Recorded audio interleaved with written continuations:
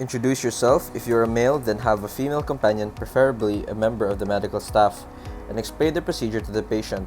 Place the patient in a comfortable dorsal lithotomy with the buttocks at the edge of the examining table. Put gloves over the examining hand. Inspect the mons pubis, the labia majora, the labia minora, and the perineal body for any skin characteristics, the hair distribution, contour, and swelling. So check the clitoris and note the size and shape, and observe the introitus and take note if the hymen is intact, imperforate or open, and whether the perineum gapes or remains closed in the lithotomy position. So inspect the perianal area for any evidence of hemorrhoids, sphincter injury, warts, and other lesions.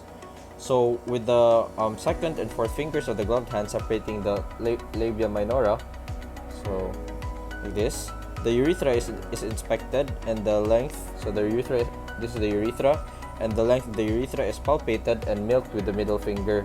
So it is milked with the middle finger.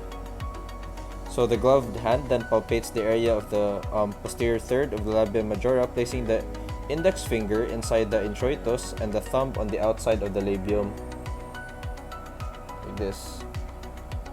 And for the other side, like this. So with the gloved hand holding the labia apart, the opening of the vagina should be inspected. So evaluate for any organ prolapse. Put lubricant on the index and middle fingers. So introduce the well-lubricated index and middle fingers of the dominant hand in the vagina, directing them posteriorly. So the thumb should be pointing up or folded under to minimize discomfort for the patient. Test the strength of the perineum by pressing downward on the perineum and asking the patient to bear down. Elevate the uterus by pressing up on the cervix and delivering the uterus to the abdominal hand.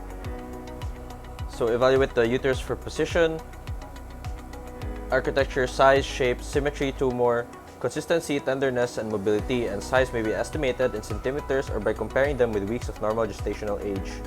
So evaluate the cervix for position, architecture, consistency, and tenderness, especially on mobility of the cervix. So place the vaginal fingers in the right lateral fornix, and the abdominal hand is placed just medial to the anterior superior iliac spine on the right, and the two hands are brought as close together as possible with a sliding motion from the area of the anterior superior iliac spine to the introitus. The fingers are swept downward, allowing for the adnexa to be palpated in between them. So outline the adnexa and note for the tenderness, masses, and mobility. So do the same on the left adnexal region by repeating the technique. So in this area, and then like that. Withdraw the middle finger from the vagina and insert into the anal canal while the index finger remains in the vaginal canal. So evaluate the tone of the external sphincter muscle, tenderness, tumor, irregularities, fixation, or mobility in the rectovaginal septum and rectum. So remove and examine both fingers for evidence of gross blood, purulent material, and other alterations in color or consistency of vaginal discharge and stool. Properly annotate the report of findings, introitus, cervix, uterus, adnexa, discharge, and the rectovaginal exam, and explain the findings to the patient and inform her what to expect after the procedure. Ask the patient for any questions or clarifications.